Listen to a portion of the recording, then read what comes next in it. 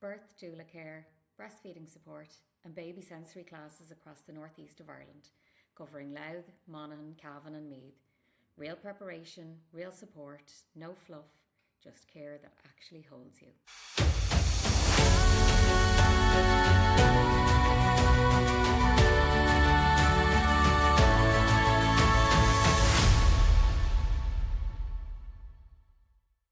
Hello and welcome back to the Feral Mommy podcast. I'm your host, Aoife Lennon, IBCLC, birth doula and hypnobirthing instructor.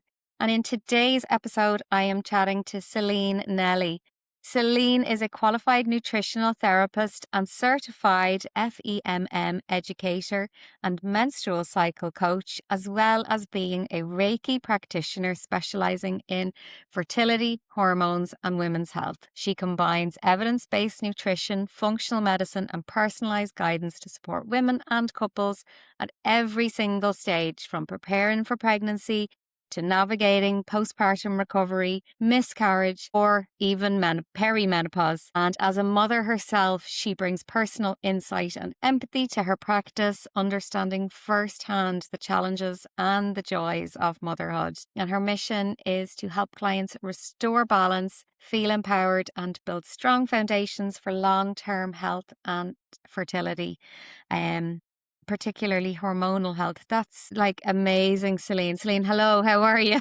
Yeah, hi. Thank you very much for having me. I'm really excited to have that conversation. You have such, and I imagine, not unlike myself, you've come into a career that motherhood almost birthed you into. Yeah, that's pretty much it. And it took me a while. I was in the corporate world for 22 years, and I actually went into full-time into my business last year. But I rewound probably 10 years ago. I started to study nutrition. I kind of got a passion for food. Being French, I always had a passion for food. But nutrition really came when I was pregnant on my second child, because I had like terrible nausea. I just couldn't eat, and I just knew that how important it was for me to eat a nourishing food. And I just wanted to, find alternative of things that had been put off. So I started to have, to read things and to kind of understand the power of food. And my daughter was probably 1, and I decided to start doing a 1-year course in nutrition, which ended up in a 4-year course, because I just love it so much.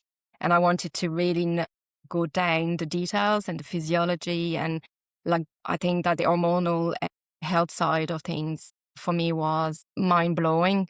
I went almost 35 years without knowing how my body worked. I hated my period. I hated my cycle. And I didn't know. For me, it was just like, you have that bleed once a month, and that was it. But knowing how powerful our hormones are, and how the full menstrual cycle work, and how useful and supportive it is, blew my mind.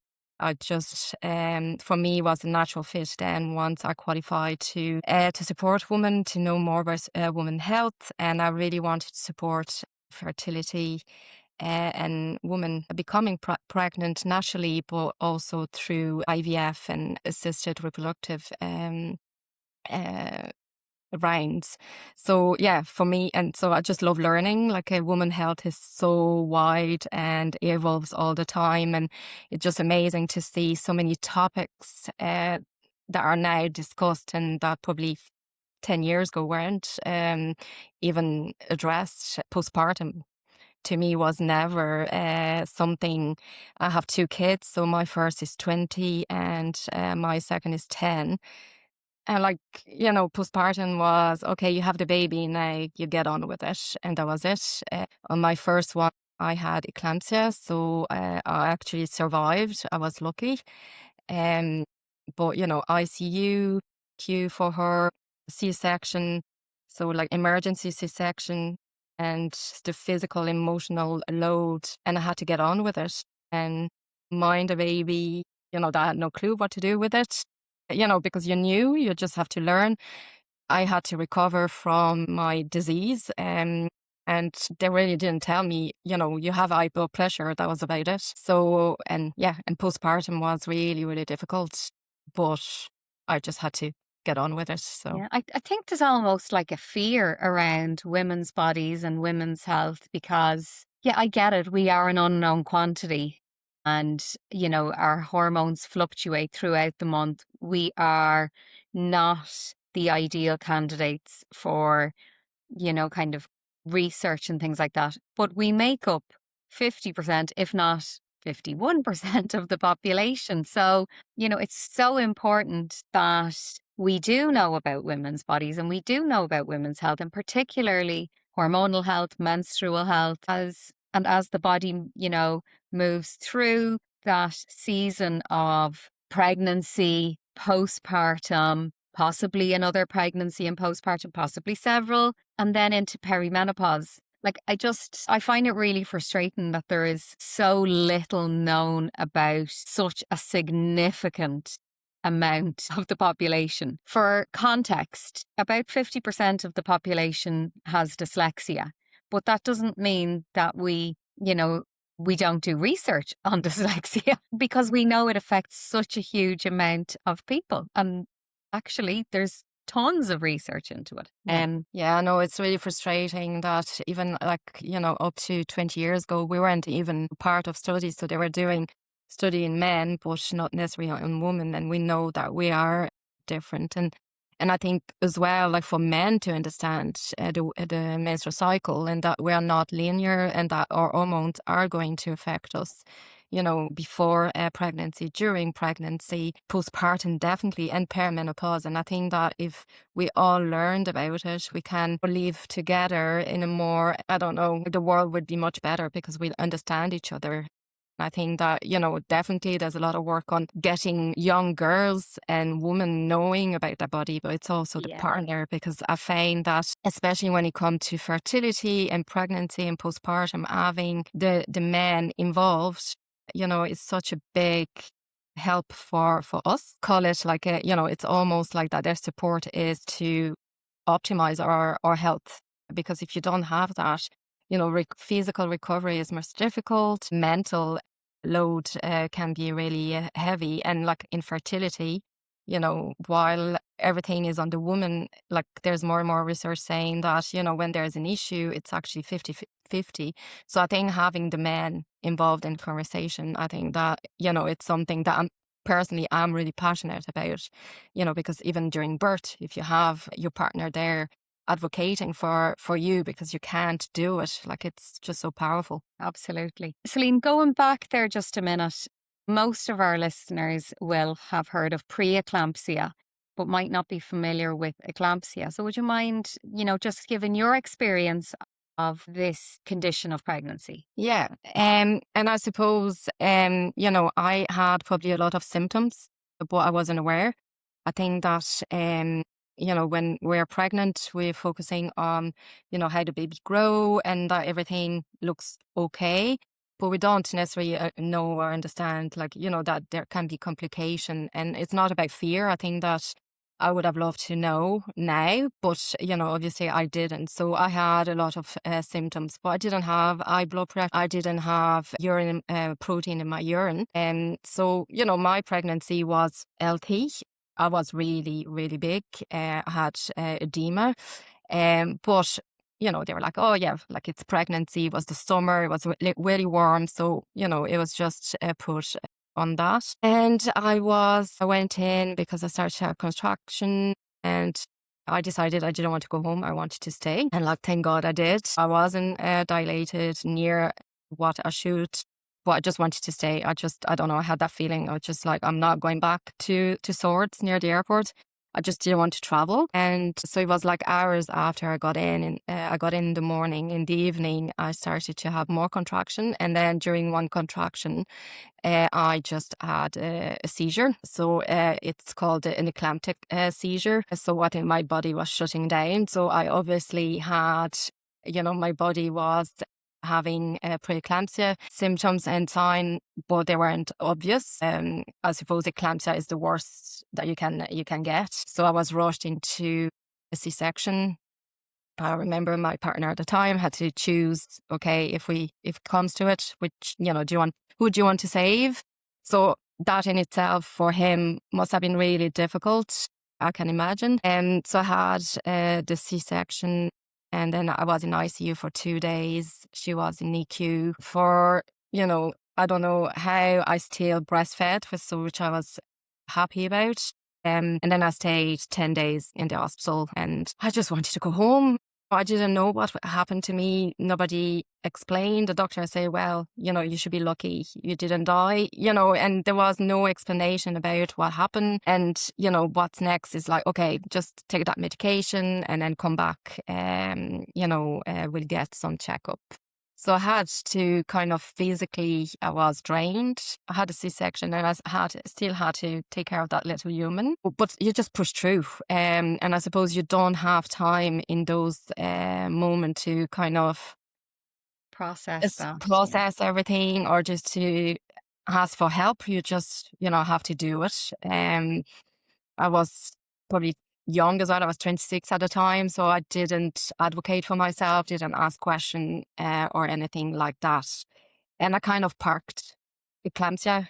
For me, it was just, okay, it was unlucky, but I'm young, I'll be okay. And I kind of, I just did, just put my head in the sand and just ignore it. And up to my second pregnancy, 10 years after, where I didn't empower myself, didn't educate myself, didn't want to know anything about condition. All I knew was that it was high blood pressure. But I was like, I'm going into the hospital. I asked them for medication. I knew that you could take something, and I'll ask for a section. And then, that's it. Like, so I didn't educate myself further, which I really regret, because it could have, I was supposed to making decision out of fear rather than understanding what could and could not happen, which I regret, because to me, I got to giving birth and I was like, grand, I didn't have it. I'm out of the woods.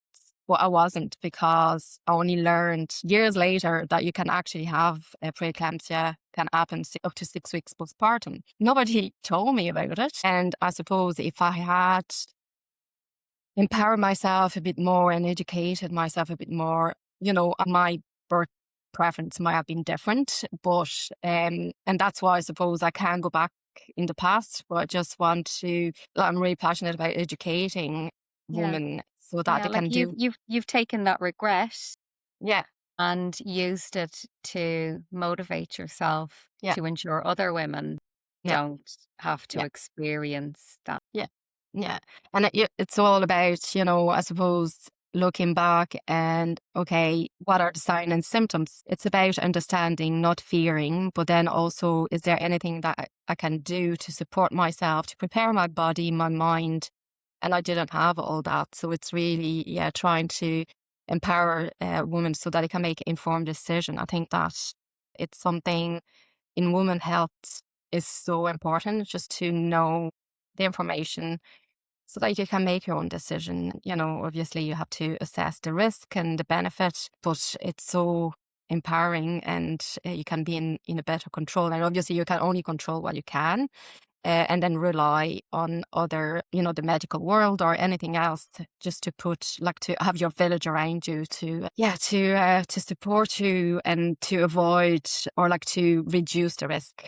That's always what you want. And we say it all the time, like your health is your wealth. And yet we often hand the reins, and collectively as well as individually, hand the reins of that health over to people because our perception of them is that they are experts. But I personally think that for women, it's really, really important to reclaim ownership over your body, your health, your own situation. And I think that, yes, these people are experts, but they are not there to tell you what to do. They are there to guide you, to aid you in making an informed decision.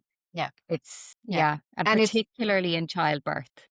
Yeah, and I think that, because they're obviously, you just trust the people in the hospital, and, rightly so. I mean, for me in my situation on my first birth, I just am so thankful they saved my life. They saved my my baby's life, so like it was difficult, but it was a good outcome. So yes, you are trusting them, but you know your body best. And that's, with every of my client, I know that I'm coming from a nutrition and lifestyle side, but you know your body best. So if it doesn't sit right, it's okay to tell me, and then we just try to do something else. There's no And point. obviously something told you to stay in the hospital that day. Yeah, because, like it would have been a totally different outcome if I had gone home. Um, I don't know why. I just didn't want, like, I was feeling safe. And, the hospital for me is like, you're in the best place Yeah. possible if something has to happen. So was it a hinge? I don't know, but yeah, I'm grateful that I stayed, because, there was nothing that could have predicted this. Well, obviously, looking back, probably would be a different conversation now. I definitely had symptoms, but 20 years ago, it was probably, it's not something that is discussed a lot these days. So 20 years ago, it probably wasn't.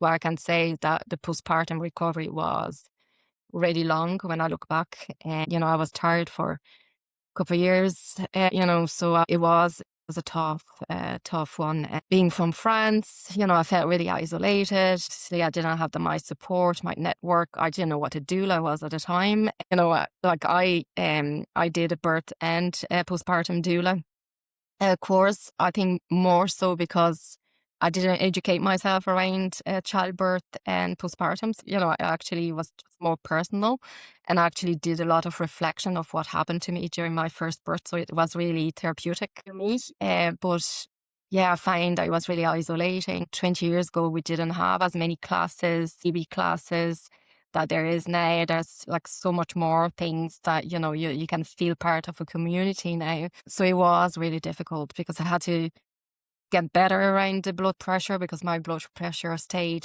elevated for a while. I had a C-section and then a little baby to take care of, and yeah, and no friends that had babies at the time. So it was really tough. And I look back, and postpartum was like, okay, you have the baby now, so you just move on, bounce back, and good luck. Yeah, And it's it doesn't happen like that. no, and like I see it now that, you're just on autopilot completely. And so many women are on autopilot, or they think that they have to have it all figured out, as soon as they get out of the hospital. And no, it's a journey. It's a work in progress because you have to get used to having like a little human depending on you, to do everything. And rightly so, you wanted it like him or her for so long, and they can't do anything. So they're going to depend on you, but then you lose yourself in the process, I think. Yeah. So when mothers come to you, well, when women come to you in general, but with mothers in particular, what kind of emotional weight are they carrying with them into the room? What are they, I suppose, worrying about mostly or possibly even blaming themselves for? That they can do it all.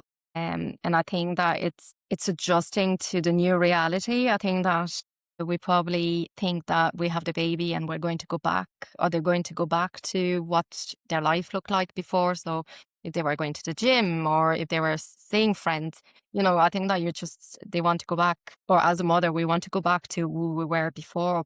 We're not, we're different, and it's okay. It's okay to readjust, our surrounding and our day to day to suit that particular time of our life. And it's not only with motherhood or postpartum, it's, you know, all the time. I think that it's so important to reassess what we're doing for self-care, for exercise, because it might not look the same, depending on what's going on in our life. And I think that we need to, or like as a mother, as a woman, we need to be kinder to ourselves, that it is okay to reassess. And for letting something go for a while doesn't mean that it's forever. It's just for this particular time is not serving you. Yeah, like I find we are wonderful at telling everyone else how, be kind to yourself, give yourself a break, this, that, and the other. but God forbid we might take our own advice on board. I don't think there's anyone out there saying to women, you need to bounce back. You're home from the hospital now, bounce right back. I think so much of it comes from ourselves. And like we talk about going slow and steady in kind of periods of change, regardless of whether that's postpartum, perimenopause, or anything like that. But it's actually like really, really difficult to allow yourself the space to actually slow down. Like speaking from my own experience of postpartum and then also of this, shift into perimenopause, that I think for me it comes from a place of fear of what I might have to deal with in terms of, kind of like emotionally what the fallout of these transitions might be. So when life is chaotic like that, what can slowing down look like? I need to know for me. Yeah, no, I think that we feel that we're just our body's letting us down, or we're not able to do as much as we used to. But I think it's the environment that we need to assess and look at. That's this, like, because our hormones or our mood, our energy is really sensitive to the sleep, the stress, what we eat, what we do for self-care. So I think that we just need to reassess what's around us and is it serving us or not. And then it's okay. I think that it is totally fine not to go to the gym 5 times a week. If you're a person that used to do that, it's okay. Just what is possible at this particular time, because sometimes we put the pressure on ourselves. It's nobody else. Is like, but I think social media has a big thing around that as well, because we see those mothers that they have the perfect house, the perfect gym routine, the perfect meals, and it doesn't have to be perfect. And that it's like one thing that for any of my clients, whichever life stage they are, is we don't look for perfection. We look, what can you do consistently that is going to support you? I think that it's, I phrase it, we don't look for perfection. I think that, I don't know if it's the diet culture, that it's like black and white, you have to have it all perfect. It's okay not to have it. It's what can you do that is not going to add more stress, because there's no point to do something if it's going to be on the to-do list and you're going to get overwhelmed. Is just simplify the list for a while, and then life has a cycle. So like, it's never going to be the end game. We can always reassess, and it will be okay.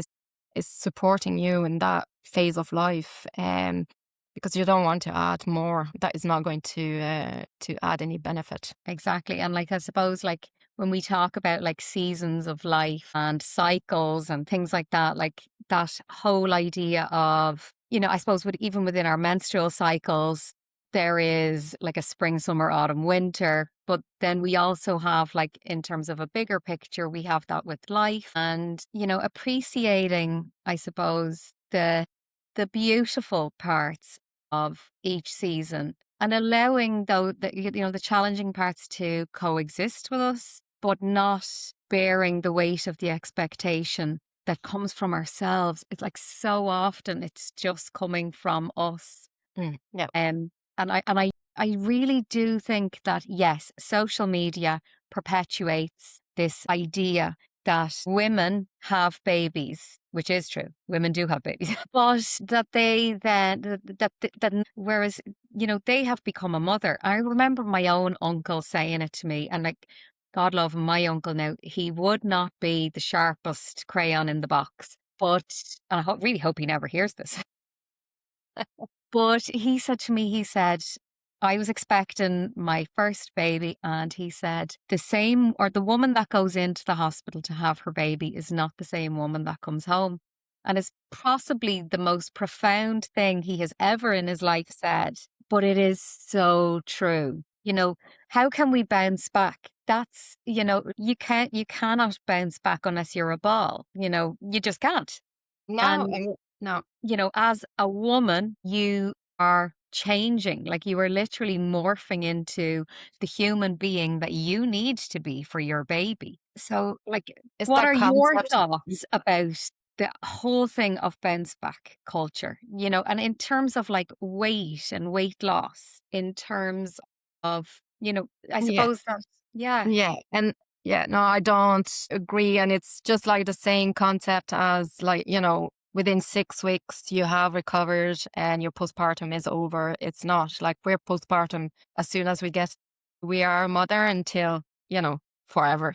Really, yeah. we're in that postpartum because Like you're there's 20 always, years postpartum. yeah, no, but like we're like, because your child changed. So, and they're even saying now that your brain is changing for the second pregnancy. So, Yeah, like to welcome that pregnancy. So we always evolving. Obviously, you can layer perimenopause into the mix. yeah, There's a lot happening, and bounce it back is, I think that we're getting the recovery part of it wrong because and I will always, like when I have a postpartum client, I will always work on those three aspects. So healing, because we need to heal. yeah, Whatever way you gave birth is beautiful, and you need to heal from that, from tears, obviously, like C-section, the scar. So like you have to heal, and it has to be like, food can be supportive of that, supplement, getting help. I think as a mother, we want to do it all as well, but it's okay to ask for help. And that's why like doulas are amazing. Just having a postpartum plan with your husband or partner, I think is important as well. yeah. Like, 100%. Yeah.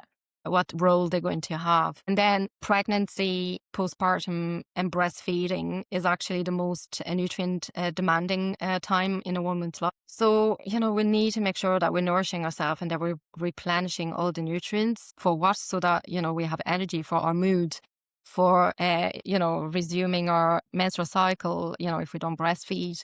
So like we need nutrients from food. We need food for our body to function normally or optimal but we want it to be optimal. And then like the third phase is, okay, if you have, a goal, maybe it might be a second child, it might be losing a bit of weight, then you can optimize, and down the road, that's what you do. But in that particular moment, probably for the first trimester after birth, so the fourth trimester, it's all about healing and replenishing.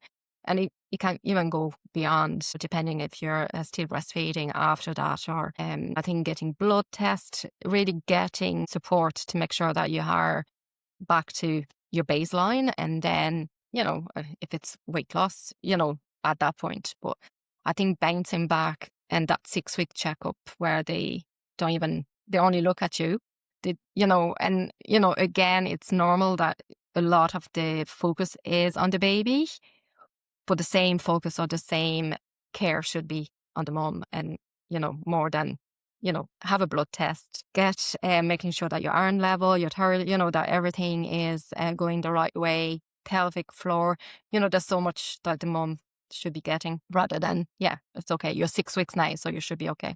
Yeah. Oh, I do. I think it's hilarious. Like you say, regardless of how you've given birth, your body is a train wreck Mm. after birth. It has literally pretty much gone through the ringer. And what doctor, I don't know, like, or what person at some stage in life just thought, do you know what? The most important thing now at this 6 week checkup is that we make sure that they're okay for contraception. Because I can tell you now, at 6 weeks postpartum, having sex was the last thing on my mind. No, I did not want to get pregnant, that's for sure. Yeah. But Yeah. it's wild to think that, okay, you're A1, off you go. And the assumption is that you are now back to yourself. So, And we're all different. So, because people are coming with their own story, their own emotional load, depending on how they got mhm, into motherhood in the first place. There might be birth trauma, there might be, health condition that happened before pregnancy or during pregnancy. So we're all different. So how can we all be okay after that 6 weeks? And if we are, that's great. But what are the assessment? And I don't think, well, obviously I haven't had a baby in 10 years, but I don't see that it has evolved a lot. yeah. So, Celine, if somebody is listening right now and feeling like their body that, that it's a source of confusion or frustration, or perhaps they even feel like their body is letting them down or failing them, what would you want her to understand about herself and her hormones before this episode ends? So I think the first thing is be kind with yourself. Talk to you like you would talk to your best friend or friend. And I know that it's like a big challenge for any woman, and me first. We are really hard on ourselves, that your body is not letting you down, is not broken. It's just sending signals, and those signals are information. So those information can then be turned into, a plan, and support can be put in place. So it's not that you're broken, it's that the body is sending signals or hormones. So if it's from a hormonal health point of view, our hormones are highly sensitive to the environment around us. So it's like we said earlier, is maybe reassessing the environment. Is the expectation too high? Maybe reducing the expectation and put something that can be for a short term basis, is not going to be for the rest of your life, but maybe reassessing, what your stress would look like. So your self-care, your exercise routine. And then when it comes to food, I know like that it's a big thing. Obviously, the first 6 weeks, you don't really have time to cook. So make it simple. Just make sure that you eat, as often as possible. Don't go hungry. Look after the blood sugar, and get someone to give you food. And it's okay to have the same food for a number of days. I know that is like online is like diversity, and yes, but it's on that optimizing phase. So, I said earlier, it's like healing, replenishing, and optimizing. So the optimizing is like, how can we make it more diverse, more like colors and everything. But those first 6 weeks, first trimester, it's all about making sure that you're nourished, whatever way it looks like. And obviously, something simple that you can eat with your hands. So, I think is creating the conditions so that your body can regulate itself and then can thrive again. And, it's trying to be patient. You have grown a human for 9 months. You've grown more than a human. You've grown a new organ. Hormones have been all over the place. They're probably still going over the place after pregnancy. Like your immune system has changed, so it needs to go back to baseline, and you are a new person. Matrescence isn't like a real term. There's loads of research on it. So, we go through a big emotional, hormonal identity relationship shift. And so there's a lot going on. So I think that it's read, educate yourself, because you're not alone. I promise, we all feel that way. And the more we talk about it, the more we can be kind with ourselves, that it's not you. It's just there's stuff normalizing going what on. is actually normal. Yeah. Celine, this has been such a beautiful conversation, so wholesome. Would you mind telling our listeners where they can find you if they would like to reach out to you for support or engage with any of your services? Yeah, sure. So like I'm on Instagram, so it's Celine Nelli _health, nutrition and health, Nutrition, yeah. sorry. And my website is www 3 Ws, w yeah. dot CelineNellyNutrition.com. Fantastic. Thank you so much for having me.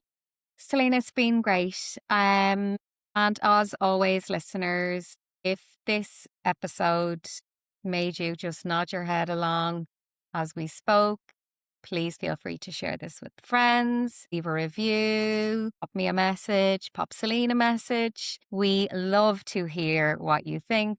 And these actually genuinely help people find the conversations that they need to in whichever season of life they are in at the moment. As always, if this episode has triggered anything for you, please be gentle with yourself.